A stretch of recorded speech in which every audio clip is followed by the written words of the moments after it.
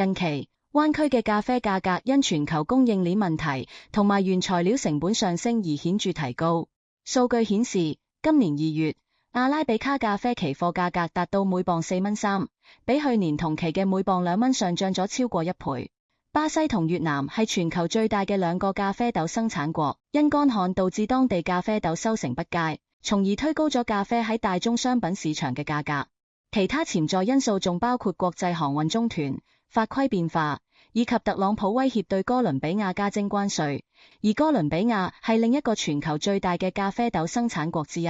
面對成本上升嘅壓力，灣區好多咖啡館同咖啡烘焙商被迫調整價格。部分咖啡店老闆試圖通過調整供應鏈，尋找更實惠嘅咖啡豆供應商等多種措施嚟應對呢一個挑戰。